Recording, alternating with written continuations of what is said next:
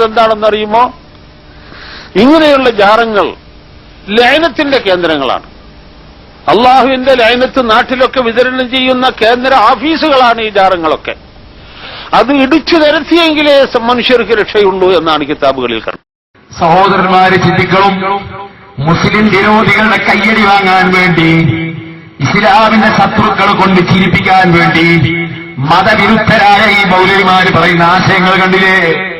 ചോദിക്കട്ടെ, മദീന ശരീഫിൽ ഏറ്റവും വലിയ 3 മഹാന്മാർ നബി സല്ലല്ലാഹു അലൈഹി വസല്ലം തങ്ങളും സിദ്ദീഖുൽ അക്ബർ റളിയല്ലാഹു അൻഹു, ഉമർ ഇബ്നുൽ ഖത്താബ് റളിയല്ലാഹു അൻഹു പച്ചക്കുപ്പയുള്ള പടുകൂറ്റൻ ജാറത്തിന്റെ ഉള്ളിലല്ലേ മറവ് ചെയ്യപ്പെട്ടത്?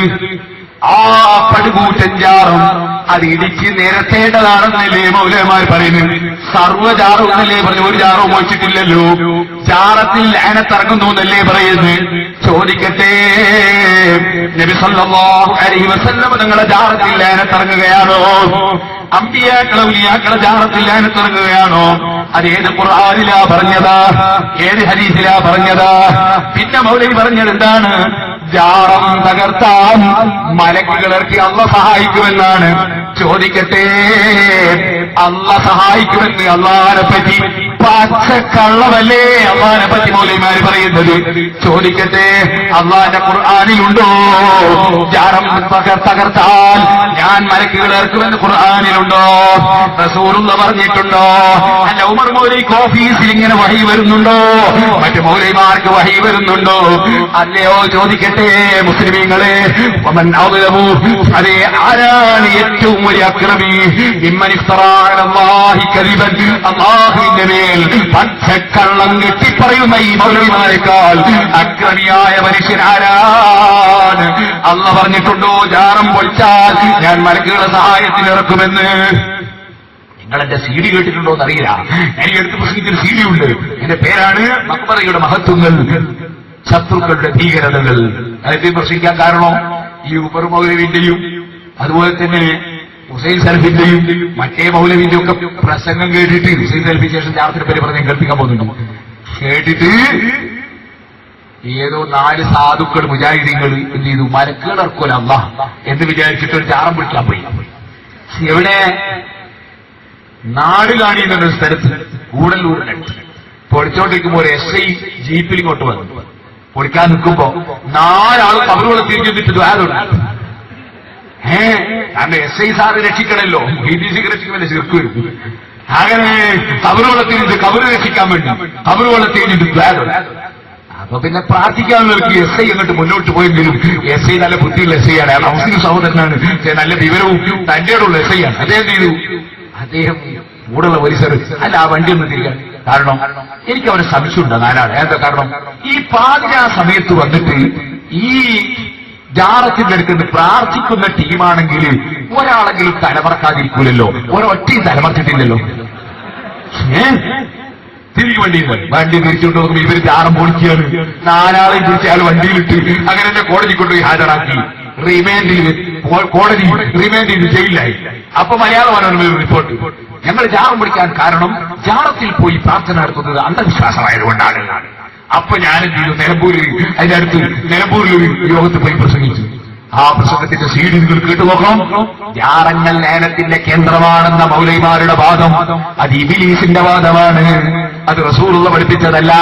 അല്ലാഹുവിന്റെ റസൂൽ പഠിപ്പിച്ച ഹദീസിലുള്ളത് അൽ ഖബറു റൗളത്തും മിൻ റിയാദിൽ ജന്ന, മഹാന്മാരുടെ ഖബറ് സ്വർഗ്ഗത്തോട്ടങ്ങളിൽ നിന്നുള്ളൊരു തോട്ടമാണ്. നബി സല്ലല്ലാഹു അലൈഹി വസല്ലം തങ്ങൾ പഠിപ്പിച്ച ഇമാം ബുഖാരി റിപ്പോർട്ട് ചെയ്ത ഹദീസിലുള്ളതോ നിങ്ങൾക്ക് ബുഖാരി മറിച്ച് നോക്കിയാൽ കാണാം.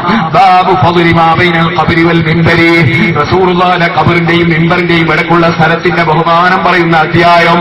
എന്താ കാരണം? എല്ലാ മഹാന്മാരുടെ ഖബറും സ്വർഗ്ഗത്തോട്ടമാണെങ്കിൽ റസൂലുള്ളാഹിന്റെ ഖബറ് മാത്രമല്ല, ഖബറിന്റെ പരിസരവും സ്വർഗ്ഗത്തോട്ടമാണ്. അതുകൊണ്ട് അല്ലാഹുവിന്റെ റസൂൽ പറഞ്ഞു, മാ ബൈന ബൈതി വ മിൻബരി റൗളത്തും മിൻ റിയാദിൽ ജന്ന, എന്റെ മിമ്പറിന്റെയും ഞാൻ താമസിക്കുന്ന വീടിന്റെയും അതേ വഫാത്തിന് ശേഷവും അവിടുന്ന് താമസിക്കുന്ന വീട്, എപ്പോഴും താമസിക്കുന്ന വീട്, ആ വീട്ടിന്റെയും എന്റെ മിമ്പറിന്റെയും ഇടയിലുള്ള സ്ഥലം റൗളത്തും മിൻ റിയാദിൽ ജന്ന, അത് സ്വർഗത്തോട്ടത്തിൽ നിന്നുള്ളൊരു തോട്ടമാണ് കേട്ടോ. അത് ലഅനത്തിന്റെ കേന്ദ്രമാണെന്ന മൗലവിമാരുടെ വാദം. അത് ഇസ്ലാമിന്റെ മതവിരുദ്ധ പ്രസ്താവനയാണ്. എന്നാ നിങ്ങൾക്ക് കേൾക്കണോ, ജാറത്തിനെതിരെ ആദ്യം സംസാരിച്ചതാരാണ്? ജാറത്തിനെതിരെ ആദ്യം സംസാരിച്ച മുജാഹിദികളാണ്.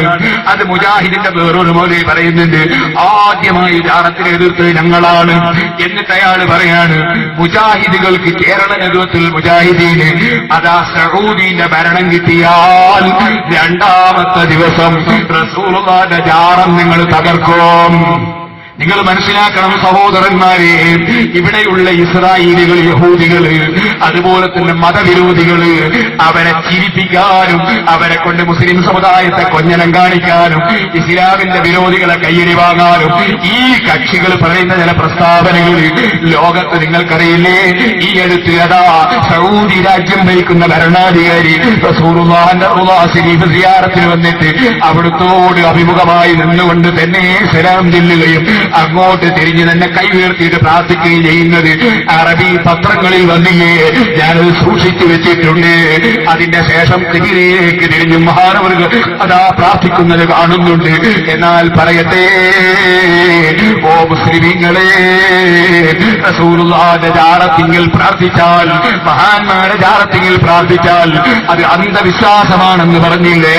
അതാരെയാണ് അന്ധവിശ്വാസിയാക്കിയത്? മക്ബറകളിൽ ഖബറിന്റെ സമീപത്ത് പോയി പ്രാർത്ഥിച്ച ആളാരാണ്? വേറോടാണോ? കാന്തപുരം ഉസ്താദാണോ? ഇ കെ ഉസ്താദാണോ? പി എ ഉസ്താദാണോ? അത് മുസ്ലിം സമുദായത്തെ പഠിപ്പിച്ച നേതാവ് മുഹമ്മദുർ റസൂലുള്ളാഹി. ഖബറിന്റെ അടുക്കലേക്ക് പോയി എവിടുന്ന്? പള്ളിയോട് തൊട്ടടുത്തുള്ള റൂമിൽ നിന്ന് ഇറങ്ങിയിട്ട് ഖബറിന്റെ അടുക്കൽ പോയിട്ട് അല്ലാഹുവിന്റെ റസൂൽ പ്രാർത്ഥിച്ചു. ആ പ്രാർത്ഥന ഇമാം മുസ്ലിം റിപ്പോർട്ട് ചെയ്തിട്ടുണ്ട്. അതുപോലെ തന്നെ മറ്റ് പണ്ഡിതന്മാർ അതാ ഹദീസിന്റെ കിതാബിൽ വെച്ചിട്ടുണ്ട്. യഗ്ഫിറുല്ലാഹു ലനാ വലക്കും എന്ന് ദുആ ചെയ്തിട്ടുണ്ട്. യർഹമുല്ലാഹു മിന്നൽ മുസ്തഖ്ദിമീന വൽ മുസ്തഗ്ഫിരീൻ അങ്ങനെയും പ്രാർത്ഥിച്ചിട്ടുണ്ട്. നസ്അലുല്ലാഹ ലനാ വലക്കുമുൽ ആഫിയ. ഖബറിലുള്ള നിങ്ങൾക്കും ജീവിച്ചിരിക്കുന്ന ഞങ്ങൾക്കും അല്ലാഹുവിനോട് സുഖം ചോദിക്കുന്നു, നിങ്ങൾ പൊറുക്കലിനെ ചോദിക്കുന്നു, റഹ്മത്ത് ചോദിക്കുന്നു. ഇങ്ങനെ ഖബറിന്റെ അടുക്കൽ പോയി അല്ലാഹുവിന്റെ റസൂൽ പലപ്പോഴും പ്രാർത്ഥിച്ചിട്ടുണ്ട്. ഖബറിന്റെ അടുക്കൽ പോയി പ്രാർത്ഥിക്കുന്ന അന്ധവിശ്വാസമാണെന്ന് പറഞ്ഞാൽ ഒന്നാമത്തെ അന്ധവിശ്വാസിയായി ചിത്രീകരിക്കുന്നത് മുഹമ്മദുർ റസൂലുള്ളാഹി സ്വല്ലല്ലാഹു അലൈഹി വസല്ലം തങ്ങളെയാണ്.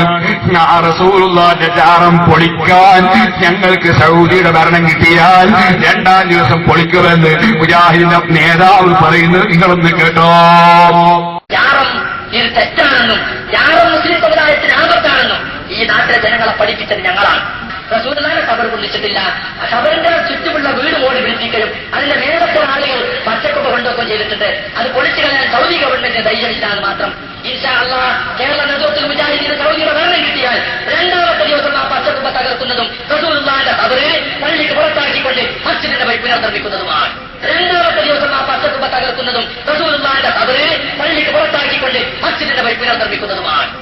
യാതൊരു സംശയവും വേണ്ട, യാതൊരു സംശയവും വേണ്ട. രണ്ട് കാര്യത്തിൽ, ഒന്ന് ജാറത്തിന്റെ ആദ്യം സംസാരിച്ച മുജാഹിദികളാണ്. ഒരൊറ്റ ഇമാമും സംസാരിച്ചില്ല, ഒരു നബിയും സംസാരിച്ചില്ല. ആദ്യം സംസാരിച്ച മുജാഹിദ്. ഒന്ന്, അത് സംശയം വേണ്ടേ? നിങ്ങൾ ഉറപ്പിച്ചു വെച്ചോളൂ. അങ്ങനെ തന്നെ ശരിയാണ്. ശരി ആര് പറഞ്ഞാൽ ശരിയാണോ?